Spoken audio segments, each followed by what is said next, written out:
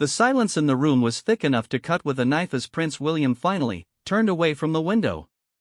Catherine could see the tension in his broad shoulders, the way his jaw was set with determination mixed with worry. She had seen this look before, during the most difficult moments of their royal duties, but tonight felt different. Tonight felt like the beginning of something that would test everything they had built together. "Catherine," William said softly, his voice carrying the weight of unspoken burdens. "We need to talk about what Father has decided to do." She looked up from the letter in her hands, her blue eyes searching his face for clues about what was coming. The letter itself had been brief, written in King Charles's careful handwriting, but its contents had left more questions than answers. All she knew was that a meeting had been called for the following morning, and that William had been asked to prepare her for what was to come. "I've been thinking about this all day," William continued, moving to sit on the edge of his desk. "Ever since Father called me into his private office this morning. What he told me, what he's planning to do, it goes against everything our family has stood for, everything the monarchy has represented for centuries." Catherine set the letter aside and gave him her full attention. After 15 years together, she could read his moods like a favorite book. The way he ran his hand through his hair, the slight furrow in his brow, the way he was struggling to find the right words, all of it told her that this was bigger than anything they had faced before. "You're frightening me a bit," she admitted with a gentle smile, trying to lighten the mood. "It can't be that earth-shattering, can it?" William let out a short laugh, but there was no humor in it. "I think earth-shattering might actually be too mild a term for what's about to happen." He stood up and began pacing the room, a habit he had developed when dealing with particularly difficult royal matters. Catherine watched him move back and forth across the Persian rug, noting how his usually perfect posture seemed slightly bent under the weight of whatever news he was carrying. "Do you remember when we first got married?" William said suddenly, stopping near the fireplace where their wedding photo sat on the mantel. "How we talked about wanting to modernize the monarchy? How we dreamed of making it more relevant, more connected to ordinary people." "Of course," Catherine replied. "It was one of the things that drew me to this life, to you. The idea that we could make a real difference, that we could help the royal family evolve." "Well," William said, picking up their wedding photo and staring at their younger selves, "it seems Father has been listening more carefully than we thought." The fire crackled softly in the grate, casting dancing shadows across the room. Catherine pulled her cashmere shawl tighter around her shoulders and waited for her husband to continue. She had learned long ago that William needed time to process his thoughts, especially when it came to family matters and royal duties. "This morning," he began again, setting the photo down carefully, "Father called me to Clarence's house. Just me, no advisors, no private secretaries, no one else from the family. When I arrived, he was sitting in his study, surrounded by history books and legal documents. I'd never seen him look so determined and so worried at the same time." William moved back to the window, looking out into the darkness beyond the castle walls. "He told me that he's been working on this decision for months, ever since his coronation actually. He said that becoming king had opened his eyes to things about the monarchy that he'd never fully understood as Prince of Wales." "What kind of things?" Catherine asked, though she wasn't entirely sure she wanted to know the answer. "The restrictions," William said quietly. "The endless rules and protocols that keep us separated from the people we're supposed to serve. The way tradition has become more important than purpose. The way the crown has become a barrier instead of a bridge." He turned back to face her, and Catherine could see that his eyes were bright with unshed tears. "Father has decided to break the most fundamental rule of royal succession. He's going to do something that no British monarch has ever done in the entire history of our family." Catherine felt her heart begin to race. "William, you're scaring me. What exactly has he decided to do?" William took a deep breath and moved to sit beside her, taking her hands in his. "He's going to abdicate the throne." The words hung in the air between them like a physical presence. Catherine stared at her husband, certain she had misheard him. "I'm sorry, what did you say?" "Father is going to give up the crown," William repeated, his voice barely above a whisper. "He's going to step down as king and pass the throne to me. Not because he's ill, not because of scandal, but because he believes it's what's best for the country and for our family." Catherine felt the room spinning around her. She gripped William's hands tighter, using them as an anchor in the sudden storm of emotions and thoughts that were flooding her mind. "But, that's impossible," she said. "Kings don't just give up the crown. That's not how it works." "That's exactly what I told him," William said. "I reminded him about Edward VIII, about how his abdication nearly destroyed the monarchy. I told him about all the constitutional crises it could cause, about how the Commonwealth realms would react, about what it would mean for Harry and the children." "What did he say?" William was quiet for a long moment, staring down at their joined hands. "He said that Edward abdicated for love, for personal reasons. But that he would be abdicating for duty, for the future of the monarchy itself. He believes that by stepping down now, while he's still healthy and, while I'm ready to take over, he can give the crown a fresh start.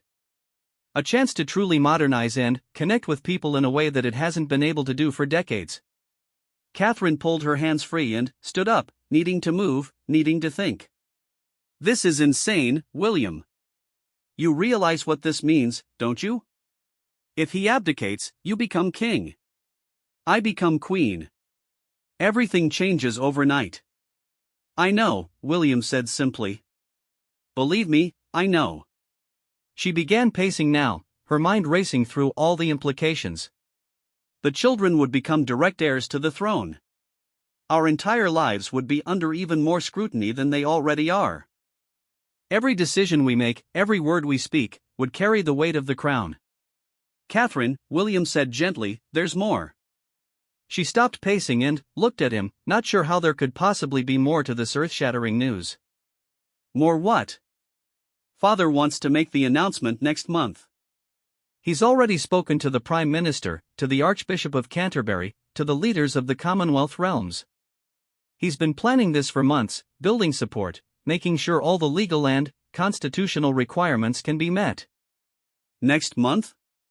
Catherine's voice was barely a whisper. "But that's only a few weeks away." 4 weeks and 3 days, to be exact," William said. "Father wants to do it during the Christmas season, to tie it to themes of renewal and new beginnings. He thinks it will help soften the shock for the public." Catherine sank back into her chair, overwhelmed by the magnitude of what she was hearing. "What about the Queen's promise? She vowed to serve until death. It was the foundation of her entire reign." "Father said that times have changed," William replied. "That the promise made sense for Mother's generation, but that the monarchy needs to evolve if it's going to survive. He believes that by showing the crown can be passed on voluntarily, with dignity and purpose, he can strengthen the institution rather than weaken it." The fire popped loudly, sending sparks up the chimney and making both of them jump slightly. The sound seemed to break the spell that had fallen over the room, bringing them back to the reality of their situation. "How are you feeling about all of this?" Catherine asked, studying her husband's face. "How do you feel about becoming king so much sooner than we expected?" William was quiet for a long time, staring into the flames. When he finally spoke, his voice was thick with emotion. "Terrified," he admitted. "Honored. Overwhelmed. Excited. I feel like I'm standing on the edge of a cliff, and I'm not sure whether I'm about to fall or fly." "And what about us?" Catherine asked. "What about our marriage, our family? How do we protect what we've built while taking on the biggest responsibility in the country?" "I don't know," William said honestly. "But I know that we'll figure it out together, just like we always have. Father believes in us. He thinks we're ready for this, even if we don't feel ready ourselves." Catherine looked around the room, at the comfortable furniture and family photos, at the books and personal touches that made this space feel like home. In just a few weeks, all of this would change. They would move into different residences, take on different roles, live different lives entirely. "There's something else," William said, and Catherine could hear the nervousness in his voice. "Something Father wants us to consider as part of this transition." "What now?" she asked, not sure she could handle any more surprises. "He wants to change some of the fundamental traditions around the coronation and the early years of our reign. He thinks this is the perfect opportunity to modernize not just the transfer of power, but the way the monarchy operates day to day. Catherine raised an eyebrow. What kind of changes? Things that would have been unthinkable even a generation ago, William said. A simpler coronation ceremony, more accessible royal residences, direct engagement with social media, regular town halls with ordinary citizens. He wants us to break down the barriers that have kept the royal family separate from the people for so long. The scope of what they were discussing was beginning to sink in. This wasn't just about Charles abdicating the throne. It was about fundamentally reimagining what the British monarchy could be in the 21st century. Are you ready for that? Catherine asked. Are you ready to throw out centuries of tradition and start over? William stood up and moved back to the fireplace, running his hands along the smooth marble of the mantel. I think about George and Charlotte and Louis, he said quietly. I think about what kind of monarchy they'll inherit from us. Do we want them to be trapped by the same rules and restrictions that have limited us? Or do we want to give them something better, something more meaningful? Catherine watched her husband wrestle with the biggest decision of his life, and she felt a surge of love and admiration for him.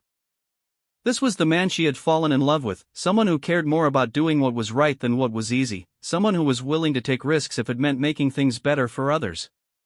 What does your heart tell you? She asked softly.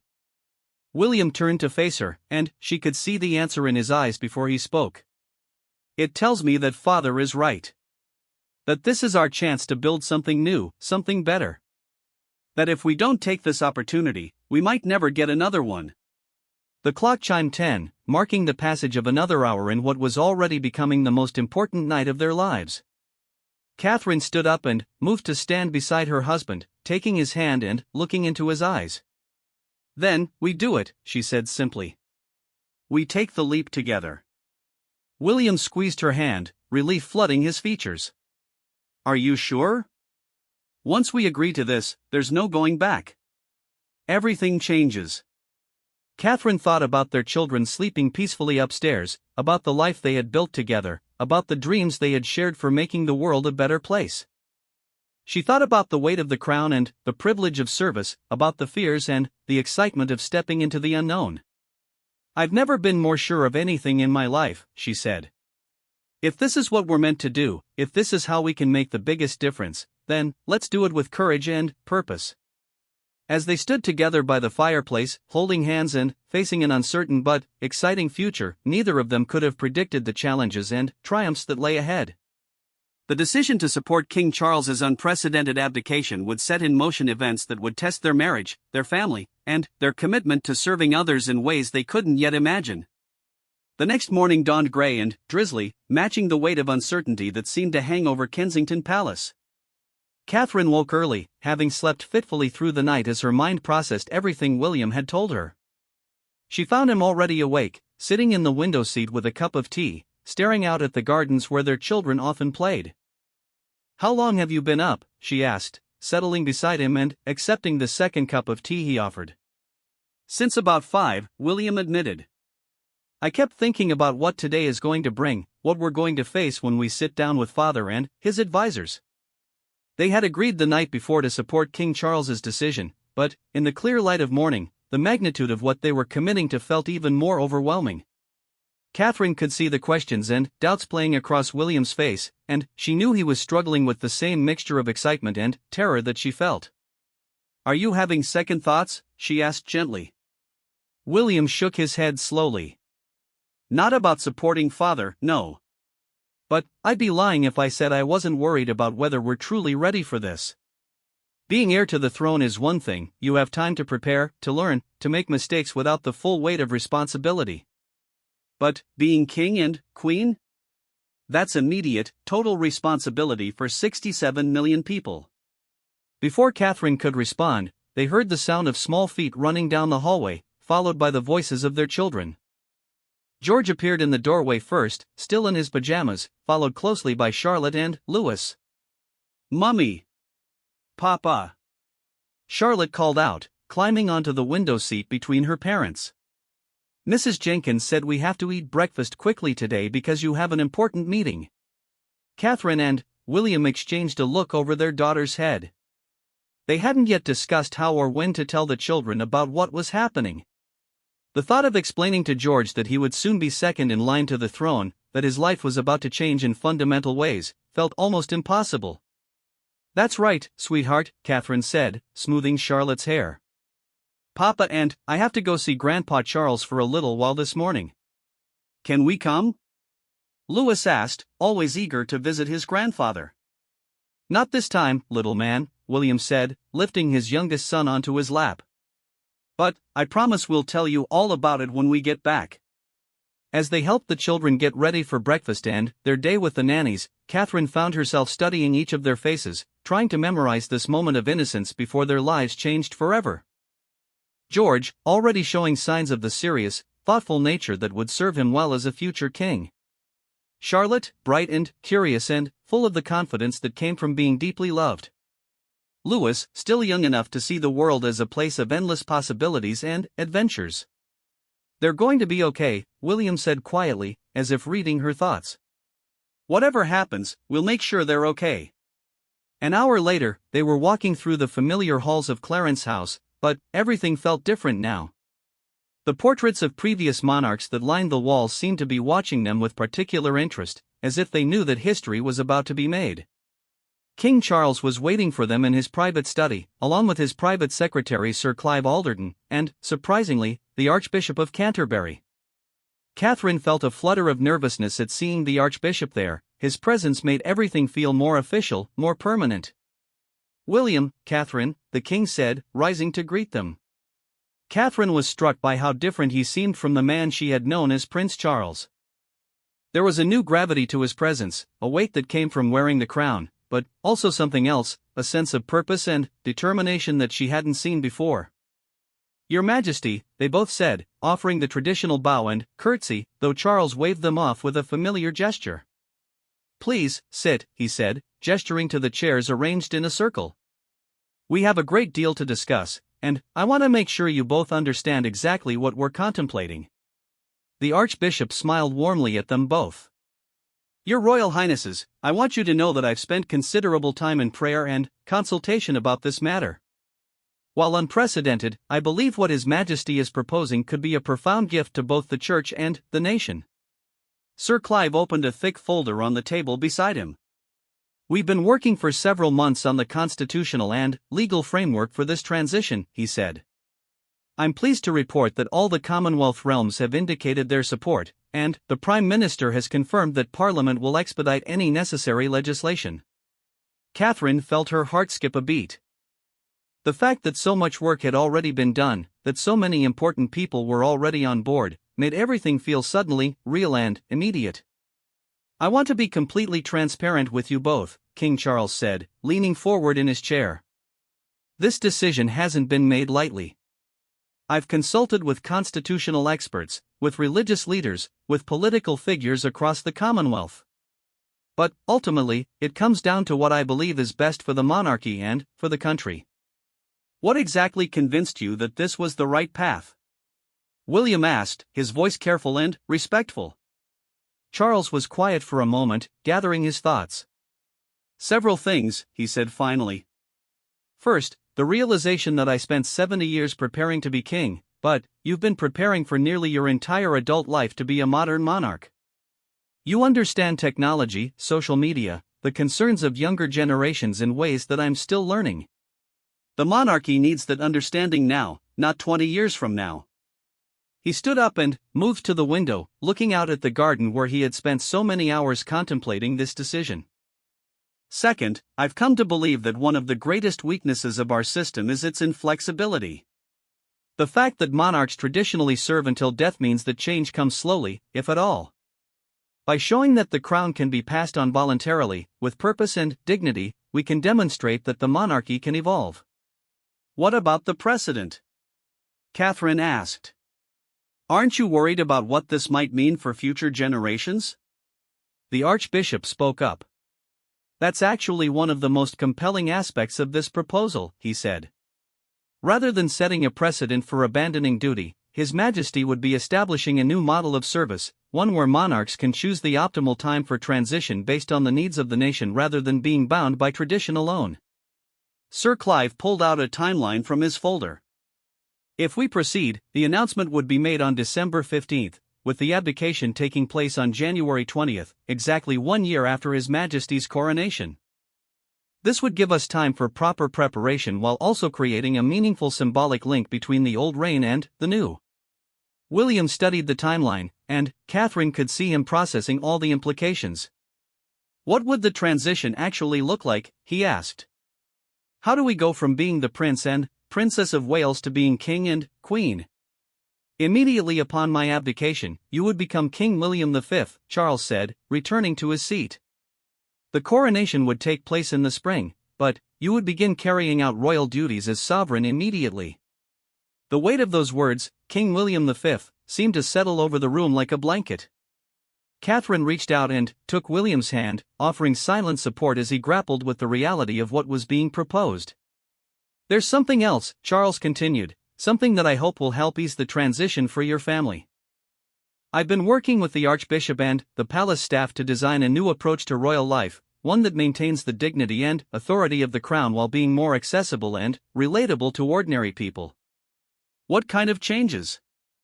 Catherine asked, intrigued despite her nervousness. A simpler coronation ceremony, the Archbishop explained. More intimate, more focused on the spiritual and constitutional significance rather than the pageantry. Regular public forums where you can engage directly with citizens. A more open approach to royal residences, making them centers of community engagement rather than distant symbols of wealth. Sir Clive added, we're also proposing changes to the day-to-day operations of the monarchy.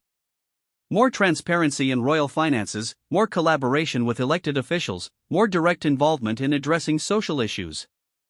The goal is to make the crown a more active force for positive change. William was quiet for several minutes, staring at the papers spread out on the table.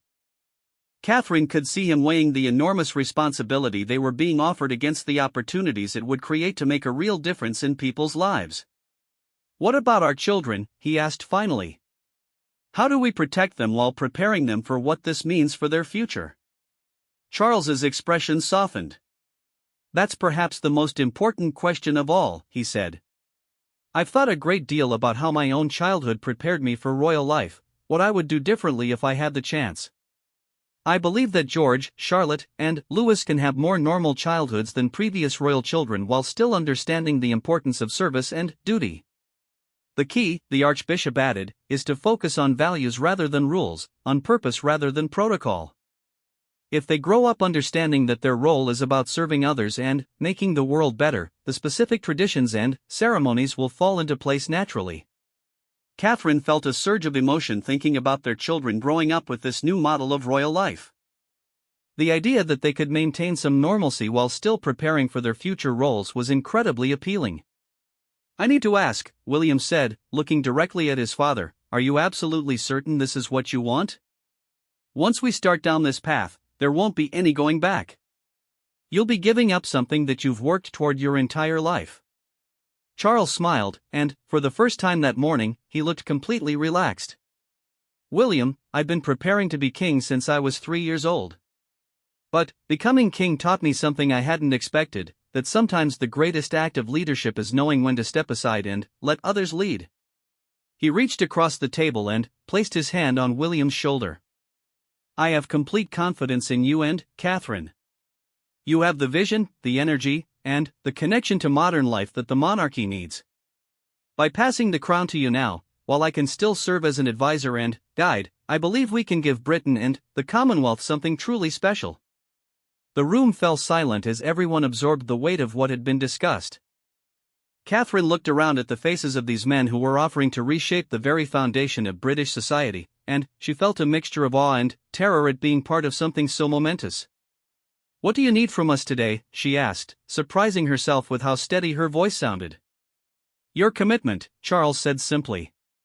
Your agreement that this is the path forward, so that we can begin the formal processes and start preparing for the transition. William squeezed Catherine's hand and looked into her eyes. In that moment, she could see all the boy she had fallen in love with at university, the man who had proposed to her by a lake in Kenya, the father who read bedtime stories to their children every night.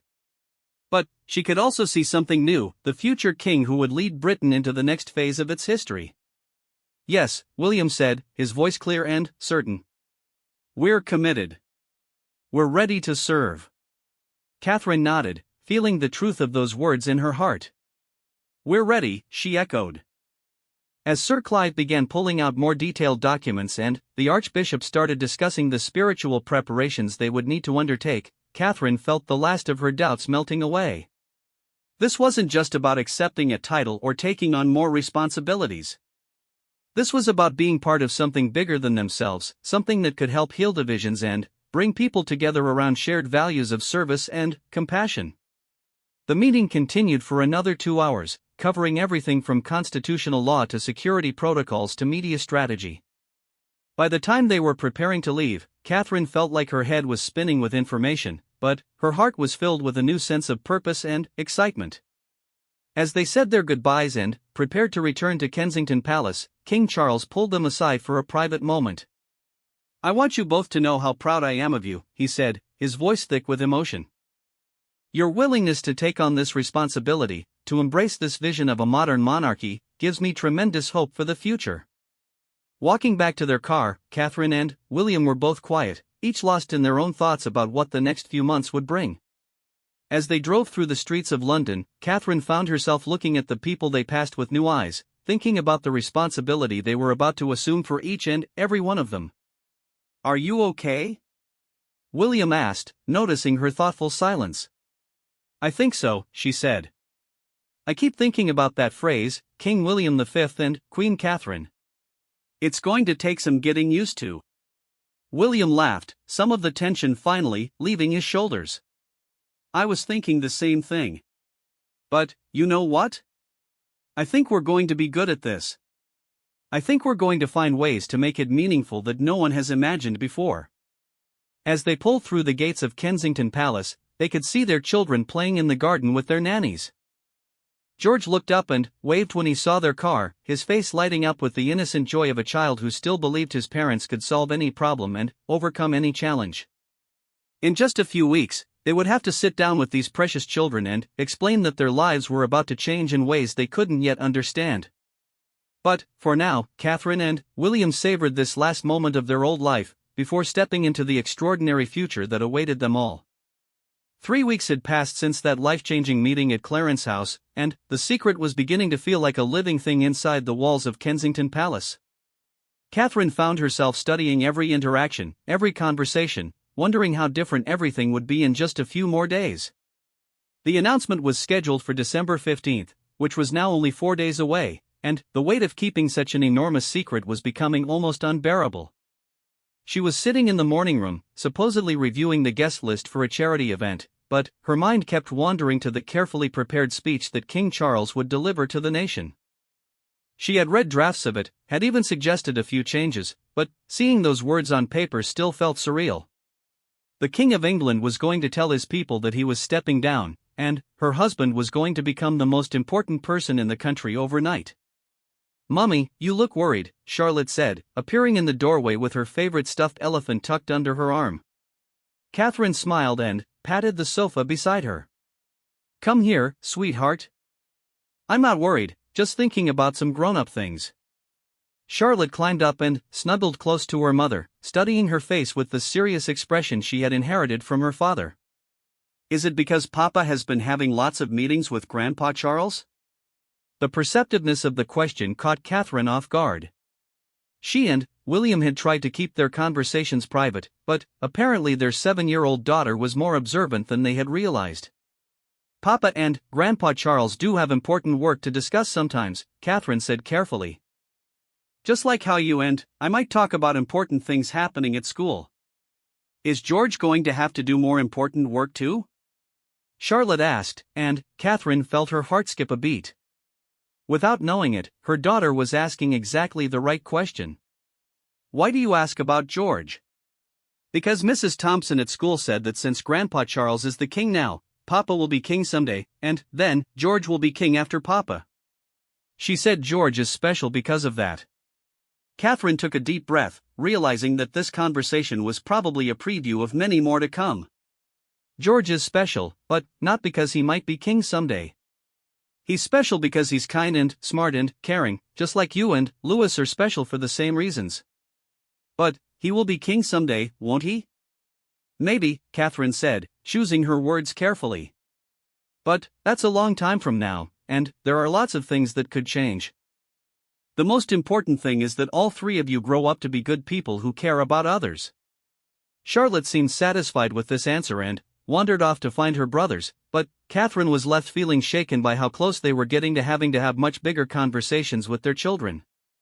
In just a few days, George wouldn't be third in line to the throne anymore, he would be second. The thought of explaining that to an 8-year-old boy made her stomach clench with anxiety. William found her there an hour later, still staring out the window and lost in thought. "What has you looking so contemplative?" he asked, settling beside her and following her gaze to the garden where all three children were now playing with the dogs. "Charlotte asked me about George becoming king someday," Catherine said. "She's starting to understand more about what our family means to the country, and I realized we're going to have some very serious conversations very soon." William nodded grimly. "I've been thinking the same thing. How do we explain to them that their lives are about to change in ways we can't even fully predict ourselves?" Before Catherine could answer, William's private secretary appeared in the doorway, looking slightly flustered. "Your Royal Highness," he said, "I'm sorry to interrupt, but we've had some developments that require your immediate attention." William and Catherine exchanged a worried look. Any unexpected developments this close to the announcement could potentially derail everything they had been planning.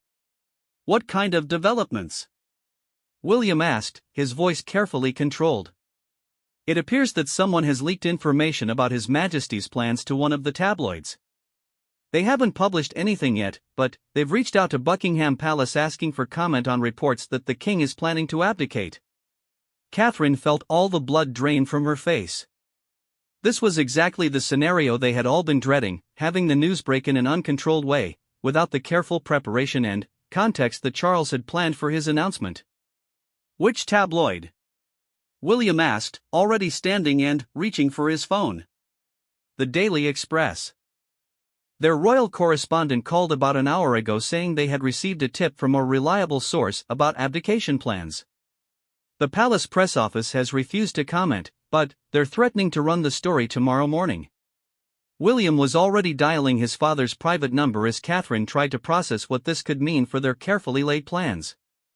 If the story broke in the tabloids first, it would completely change the narrative around Charles's decision. Instead of a thoughtful, principled choice about the future of the monarchy, it could be portrayed as scandal or crisis. "Father," William said as soon as the call connected. "We have a problem." Catherine could hear the tension in her husband's voice as he explained the situation to King Charles. After a few minutes of listening, William hung up and turned back to his secretary.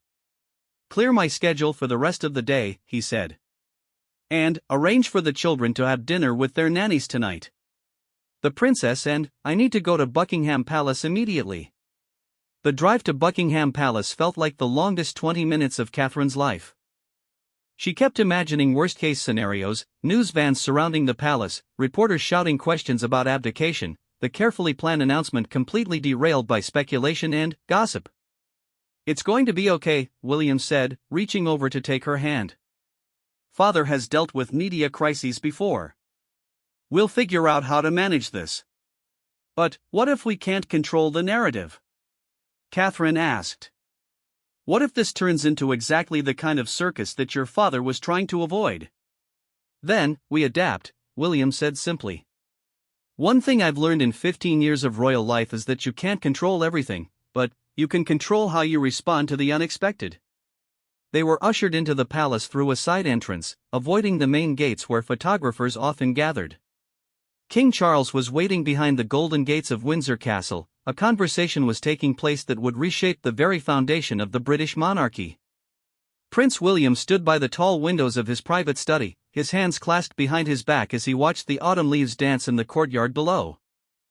The weight of tradition pressed heavily on his shoulders, but tonight, everything was about to change. Catherine sat quietly in the velvet armchair nearby, her fingers nervously tracing the edge of a handwritten letter that had arrived just hours earlier. The royal seal was broken, but the words inside had shaken them both to their core. King Charles had made a decision that went against 1,000 years of royal protocol, and the ripple effects would touch every corner of their lives. What started as an ordinary Tuesday evening in the royal residence was about to become the most extraordinary moment in modern royal history. The message that Prince William was preparing to share with his beloved wife would not only reveal the king's shocking decision but also test the strength of their marriage in ways they never imagined. As the grandfather clock in the corner struck 9, William turned to face Catherine, knowing that the words he was about to speak would change their world forever. Little did they know that millions around the globe would soon be watching, waiting, and wondering how this royal family would navigate the storm that was coming their way.